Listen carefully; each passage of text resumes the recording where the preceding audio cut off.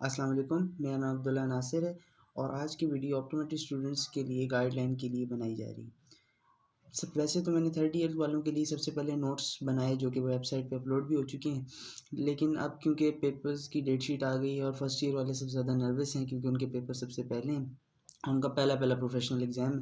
तो मैंने सोचा कि सबसे पहले वीडियोग्राफिक गाइडलाइन जो दी जाए वो फर्स्ट ईयर वालों को दी जाए, फिर सेकेंड ईयर और फिर थर्ड ईयर की तरफ जाया जाए। तो फर्स्ट ईयर वालों के लिए सबसे क्रिटिकल टाइम इसलिए भी होता है क्योंकि यूनिवर्सिटी में वो नए-नए आए होते हैं। एक एफएससी माइंडसेट लेके हम लोग आए हुए होते हैं कि एफएससी के अंदर जिस तरह एक टेक्स्ट बुक होती है ख़ास सब्जेक्ट की, उसको पढ़ा जाता है और उसी में से पेपर आता है और पेपर को पास करना कंपैरेटिवली ईज़ी होता है। इसके अलावा हम लॉन्ग क्वेश्चंस और शॉर्ट क्वेश्चंस की तरफ हम लोगों का माइंडसेट ज़्यादा होता है, जबकि आपके ऑप्टोमेट्री के फर्स्ट ईयर में यूएचएस का जो पैटर्न है वो टोटली एमसीक्यूज़ बेस्ड है। तो तैयारी करने का तरीक़ाकार टोटल एमसीक्यूज़ के लिए जो होता है वो टोटल फ़र्क होता है और एससीक्यूज़ के लिए तैयारी की जाती है वो फ़र्क तरीके से की जाती है। तो ये बात समझना काफ़ी नए-नए यूनिवर्सिटी फेलोज़ के लिए काफ़ी मुश्किल होता है। इसलिए आज की वीडियो में डिटेल्ड उनके लिए एक गाइडेंस दी जाएगी कि उन्होंने क्या पढ़ना है, कितना पढ़ना है, किस बुक से पढ़ना है। ज़्यादातर फर्स्ट ईयर का स्टूडेंट जो फ़ेल होता है उसकी वजह ये होती है कि उसको प्रॉपर गाइडलाइन नहीं होती। वो बहुत ज़्यादा सारी बुक से पढ़ लेता है और बहुत ज़्यादा पढ़ लेता है, एंड में उसको ये नहीं समझ आ रही होती मैं क्या रिवाइज़ करूँ और क्या छोड़ूँ। और इस कशमकश में वो एसेंशियल चीज़ें छोड़ जाता है और जो नॉन एसेंशियल चीज़ें हैं उनको ज़्यादा टाइम दे के अपना टाइम ज़ाया कर देता है। तो इस वीडियो के अंदर हम स्टेप बाय स्टेप इस चीज़ को कवर करेंगे कि फेलियर को अवॉइड किस तरह किया जाए ऑप्टोमेट्री स्टूडेंट्स में। वैसे तो सबका सिलेबस एक ही है, ऑर्थोटिक्स वालों का, एमआईटी वालों का, एमएलटी वालों का और ऑप्टोमेट्री वालों का, इन सब का सिलेबस एक है।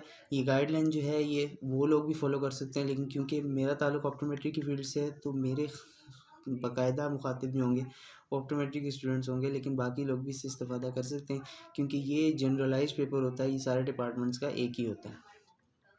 सबसे पहले जो फेलियर की रीज़न्स होती है उसकी वजह ये है कि हम लोगों को सिलेबस ही नहीं पता होता। हम लोग समझते हैं कि जो टीचर्स पढ़ा रहे हैं, जो टीचर्स ने जिन पे ज़ोर दिया है वही सिलेबस है। अक्सर ये होता है कि सिलेबस पूरा कवर नहीं हो पाता और बहुत से टॉपिक्स रह जाते हैं। तो सबसे पहले आप लोगों ने ये करना है कि यूएचएस की वेबसाइट पे जाके अपना ऑफ़िशियल सिलेबस डाउनलोड करना है। अगर आप लोगों को नहीं मिलता है तो मेरी ये कोशिश होगी कि इस वीडियो में ही वो पूरा सिलेबस आपको नज़र आ जाए। सिलेबस बहुत ज़्यादा इम्पोर्टेंट है। सिलेबस आउटलाइन जब तक आपके माइंड में नहीं होगी, आपने तैयारी आप हमेशा हमारी आपकी जो है ना इम्प्रॉपर रहेगी।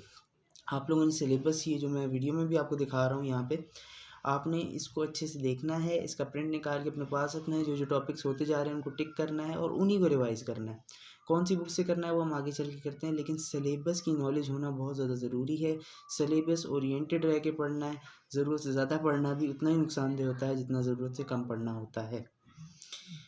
यहाँ पर आप लोग एक बात समझ लो कि अब एफएससी ख़त्म हो चुका है, अब एफएससी वाला हिसाब नहीं होगा, अब आपने मल्टीपल बुक से पढ़ना होगा। लेकिन इसका ये मतलब भी नहीं है कि एक-एक सब्जेक्ट की आप 5-5 बुक खोल के बैठ जाओ, कन्फ्यूज़ हो जाओगे। तो इसकी जो स्ट्रैटेजी मैं अपने जूनियर्स को बताता हूँ, वो ये है कि आपने एक बड़ी बुक रखनी है और एक छोटी बुक रखनी है हर सब्जेक्ट की। एक बड़ी बुक और एक छोटी बुक की अप्रोच जब आप रखोगे, तो आपको रिवाइज़ करना बहुत आसान होगा और आपको चीज़ें जल्दी से याद होंगी। आप थ्रू आउट द ईयर बड़ी बुक से पढ़ो और उस बड़ी बुक की चीज़ें छोटी जो एसेंशियल चीज़ें हैं वो छोटी बुक के ऊपर नोट करते जाओ जो छोटी बुक में नहीं है।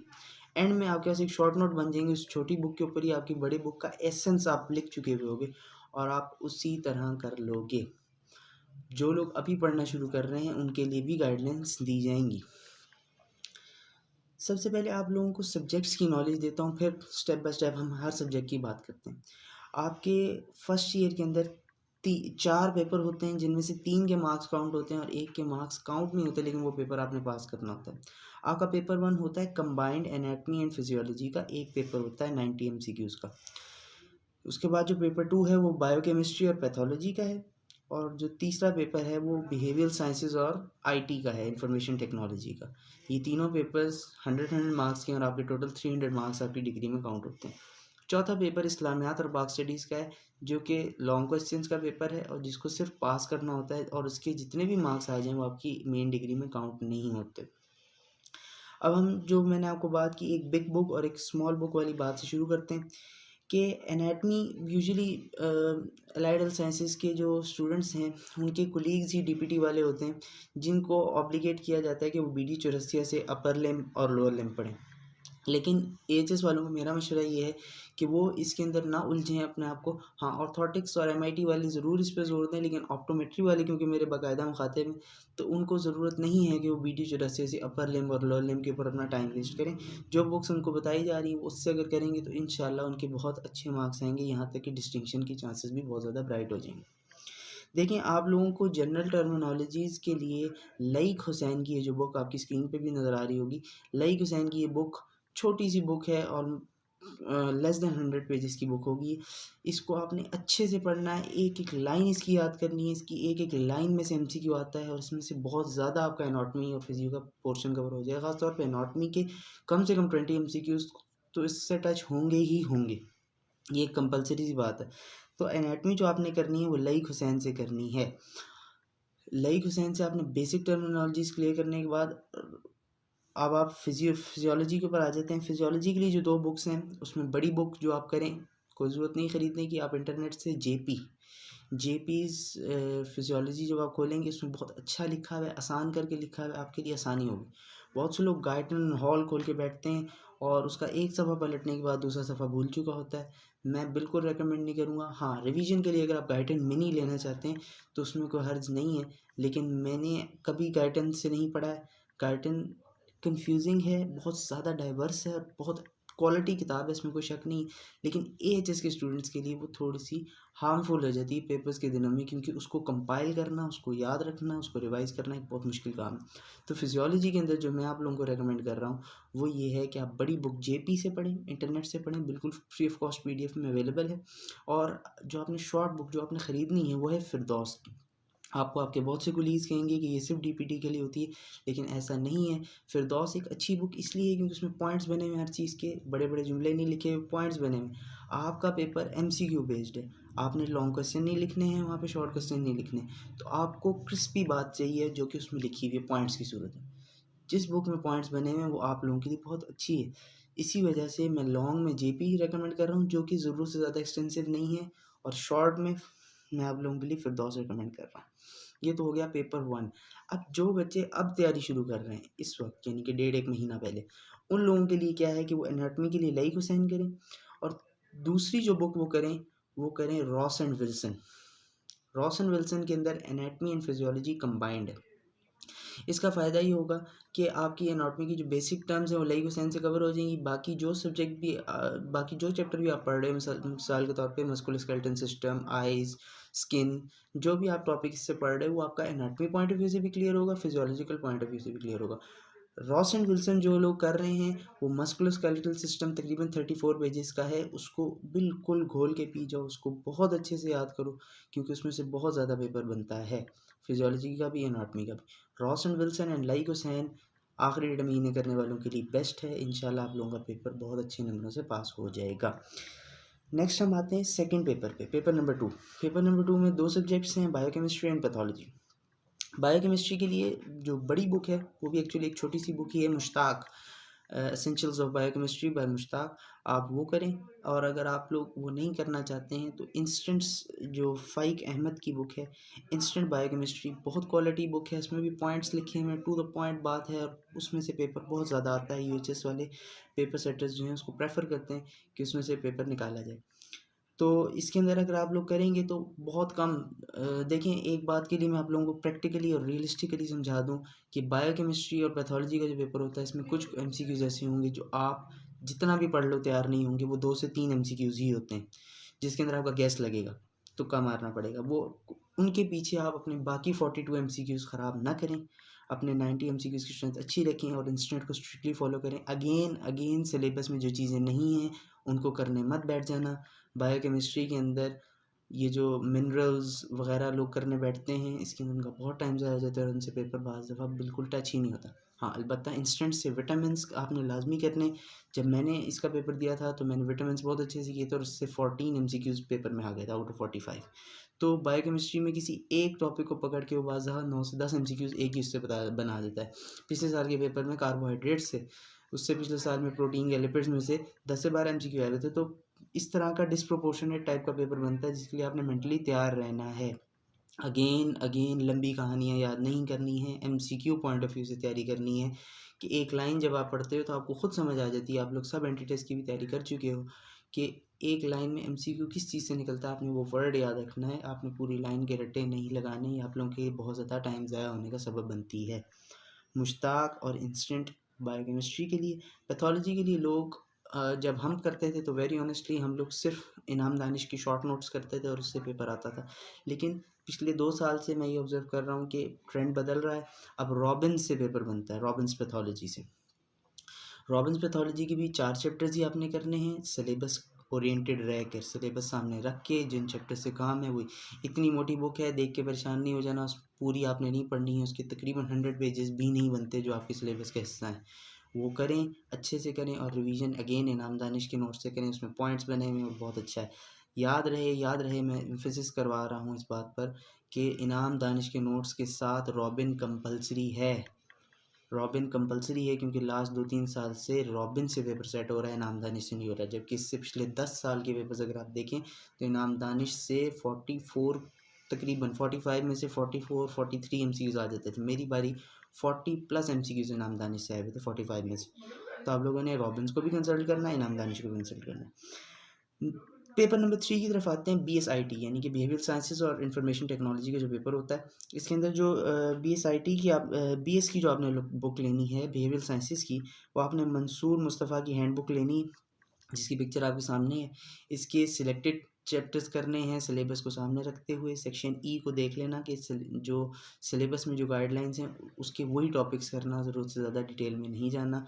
टू द पॉइंट बातें आती हैं, आपकी आम ज़िंदगी एक्सपीरियंसेस भी इसमें काम आ जाएंगे। दूसरा, आईटी की आप कोई भी किसी भी बुक को कंसल्ट कर लो जो बीएससी लेवल के अंदर जो पढ़ाई जाती है, आप कोई भी बुक उसमें से ले लो, उसके सिलेबस ओरिएंटेड पढ़ेंगे तो हो जाएगा। हिस्ट्री और history of computer, super computers वगैरह जो बातें हम एफएससी तक पढ़ते आ रहे हैं, ये वही सारी चीज़ें रिपीट होती हैं। लेकिन आईटी में एक बात याद रखिएगा कि शॉर्ट कीज़ जो होती हैं, कंट्रोल सी से क्या होता है, कंट्रोल वी से क्या होता है, कंट्रोल शिफ्ट F3 से क्या होता है, ये सारी जो शॉर्ट कीज़ का एक टेबल आपके सामने आ गया होगा।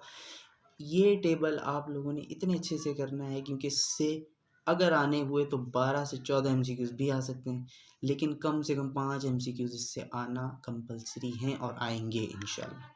ठीक है। अब ये मैंने आपको सारे सिलेबस की एक आउटलुक दे दी है। बाकी जो पेपर नंबर 4 है इस्लामियात, उसमें वही आपने पेट चीज़ें करनी हैं जो आप करते आ रहे हो एफएससी तक, नमाज, रोज़ा, हज, ज़कात, जिहाद, और जो सूरतें आपके सिलेबस में लिखी हुई हैं उनके तर्जुमे में भी सूरह अहज़ाब जो दी हुई है उसकी सबसे ज़्यादा फेमस आयात जो हैं वो आप सबको पता है कि 21 है, 40 है जिसमें ख़त्म नबूवत का ज़िक्र है, 56 है जिसमें दरूद शरीफ का ज़िक्र है, और इसी तरह जो बाकी जो आयत हैं सूरह हुजरात की वो आयत जिसमें हुजरात का लफ्ज़ आता है, आयत नंबर 4 है आई थिंक, नहीं आयत नंबर 2 है, उसको आपने अच्छे से कर लेना। अक्सर हुजरात के लफ्ज़ वाली आयत ही आई हुई होती है। तो आपने इन सूरतों को अच्छे से कर लोगे और साथ ही लॉन्ग क्वेश्चंस कर लोगे तो आप जितना ज़्यादा लिखोगे उतने आपको नंबर मिल जाएंगे। इस तरह पाक स्टडीज़ में पैट क्वेश्चन है, 1973 का आइन, मुस्लिम लीग, अलीगढ़ तहरीक, 14 नकात और इस तरह के जो पेट क्वेश्चंस हैं वही आप करके जाना। लेकिन इस पेपर को ज़रूरत से ज़्यादा इजी मत लेना, इस पेपर में सप्ली भी आ जाती है। इस पेपर को पास करना होता है लेकिन बाज़ इसकी सप्ली भी आ जाती है और इसमें 100 में से 100 मार्क्स भी आ जाते हैं। तो इस बात को अपने माइंड में रखना है। अब ये तो होगी सिलेबस आउटलुक, बुक्स की गाइडेंस। अब सिलेबस के अंदर किन चीज़ों पे एम्फेसिस करें ताकि एवरेज से उठ के अच्छे नंबरों की तरफ आ जाएं। स्पेशल एम्फेसिस फॉर एनाटमी आपने रखना है बेसिक टर्मिनोलॉजीज, लाइक हुसैन की जो बेसिक टर्मिनोलॉजी है उसमें ख़ास फोकस रखना है अपने जॉइंट्स पे। कौन सा जॉइंट, कौन सी बोन जो है उसका ओरिजिन कौन सा है और इंसर्शन कहाँ पे हो रही है, और जॉइंट्स की टाइप्स, और फेमस जॉइंट्स जो हैं वो कौन से हैं, लाइक शोल्डर का जो जॉइंट है वो कौन सी टाइप में, बॉल एंड सॉकेट है, हिंज है या पिवट जॉइंट है, कौन सा है। तो फेमस जितने जॉइंट्स हैं उनका आपको बताना चाहिए कि ये हिंज जॉइंट है, ये बॉल एंड सॉकेट जॉइंट है, कि आपको टाइप सारी बतानी चाहिए। फिजियोलॉजी में आप लोगों ने याद रखना है, मैं वही बात दोबारा बता रहा हूँ, रॉस एंड विल्सन से मस्कुलोस्केलेटल सिस्टम के 33 पेजेस आपने अच्छे से कर लेने हैं। बहुत पेपर उससे बनता है, उसमें आपकी नर्व्स भी आ जाएंगी, कौन सी एरिया को कौन सी नर्व जाती है। याद रखें फिजियोलॉजी पढ़ते हुए जहाँ पे आपको फील हो कि ये बहुत ज़्यादा एडवांस्ड चीज़ मैं पढ़ रहा हूँ, जिस तरह सर्कल ऑफ विलिस, ब्रेन, वहीं पे छोड़ देना क्योंकि वो आपके पेपर में नहीं आएगा। ये एक ओपन मैं बात आपको बता रहा हूँ कि ज़्यादा कॉम्प्लिकेटेड चीज़ फर्स्ट ईयर के लेवल पे नहीं पूछी जाती। आप लोग ब्रेन करने मत बैठ जाना। हाँ, ब्रेन के टाइप ब्रेन की पोर्शंस मोटी-मोटी चीज़ें करना, डिटेल में अगर आप नहीं जाते हो तो इट्स ओके। आपको ये पता होना चाहिए एमिगडाला का क्या फ़ंक्शन है, आपको ये पता होना चाहिए हिप्पोकैम्पस का क्या फ़ंक्शन है, आपको ये पता होना चाहिए सेरिबैलम, सेरिबरम में फ़र्क क्या है। ये सारी चीज़ें पता होनी चाहिए, लेकिन ज़्यादा डिटेल में जाने को अवॉइड कीजिएगा। अगेन अगर आप जेपी कंसल्ट करोगे तो उसमें बड़ा प्रिसाइज़ लिखा हुआ है, फिरदौस पूरी कर लो, बहुत ज़बरदस्त है फिरदौस। एमसीक्यूज़ फिरदौस की लाइन से आते हैं, वैल्यूज़ जो होती हैं, ब्लड जो आपका टॉपिक है वो अगर आप फिरदौस से करते हो ना तो बिल्कुल आपका 100% क्लियर हो जाएगा। ब्लड में क्या चीज़ कितनी रेशियो में होती है, किसकी क्या वैल्यू होती है, हीमोग्लोबिन की क्या वैल्यू होती है, ये सारी जो वैल्यूज़ उसमें लिखी हुई हैं बहुत ज़बरदस्त हैं। आप उसको करेंगे, आपका ब्लड भी तैयार हो जाएगा। और मस्कुलोस्केलेटल सिस्टम पे ख़ास एम्फेसिस आपने रखना है। नर्वस सिस्टम और मसल्स के ऊपर ही क्वेश्चन ज़्यादा सेट होते हैं। स्किन और आइज़ से भी 1-1, 2-2 एमसीक्यूज़ आते हैं, उनको छोड़ के मत जाना। बेसिक एनाटॉमी फिजियोलॉजी उनकी करके जाना। पैथोलॉजी का मैंने आपको बता दी कि 5 ही टॉपिक्स हैं। आप अपना सिलेबस जब देखेंगे तो आपको सामने आ जाएगा कि 5 ही टॉपिक्स हैं, उसको आपने करने हैं और अच्छे से करने हैं तो इंशाल्लाह वो क्लियर हो जाता है। मसला जो है बायोकेमिस्ट्री का है, उसमें मैकेनिज़्म ऑफ एक्शन बच्चे पूरा-पूरा याद करना शुरू करते हैं। नहीं, आपने पूरे मैकेनिज़्म ऑफ एक्शन को अपने ज़हन में बिठाना है, उसका रट्टा नहीं लगाना। ज़हन में बिठा लिया ना कि क्या चीज़ कहाँ है, तो फिर आपका एमसीक्यू जल्दी भी सॉल्व हो जाएगा और सही भी सॉल्व हो जाएगा। बाकी stick to the basics, protein, carbohydrates, lipid, proteins, vitamins, इन चीज़ों पे फ़ोकस करें, इनसे एमसीक्यूज़ आते हैं। अगेन अगेन मैं बता रहा हूँ कुछ एमसीक्यूज़ ऐसे होंगे जो आप सॉल्व नहीं कर सकोगे, 2 से 3 ही होंगे, उसपे परेशान नहीं होना है, बाकी एमसीक्यूज़ अच्छे से करना है, एमसीक्यूज़ को छोड़ना है। आखिरी बात जो हर चीज़ की अ, हर किस्म के पेपर के लिए होती है, विजिलेंस। बबल शीट होगी आपके एनुअल पेपर में, बबल शीट पे गलती नहीं करनी कि 3 के आगे 4 का जवाब लगा दिया, 4 के आगे 5 का। अगर कोई एमसीक्यू छोड़ रहे हो तो बहुत ध्यान से छोड़ना कि आपने 3 छोड़ा है तो 4 का जवाब 3 के आगे ना लगा दें। तो उसके लिए आप लोग विजिलेंट रहें कि यहाँ भी बबल शीट ही होती हैं। ये सारी गाइडेंस थी फर्स्ट ईयर से मुतल्लिक। आप लोगों को इसका सिलेबस चाहिए हो तो आप यूएचएस की वेबसाइट से डाउनलोड कर सकते हैं। नहीं मिलता तो आप इस नंबर पर रब्ता कर देंगे, आपको भेज दिया जाएगा। इसके अलावा किसी किस्म की भी गाइडेंस हो तो आप हमारी इवॉल्व आई केयर से रब्ता कर सकते हैं, जिसके बारे में आप लोग जानते हैं। हाफिज़ सीरीज़ वालों से भी आप रब्ता कर सकते हैं। Thank you so much.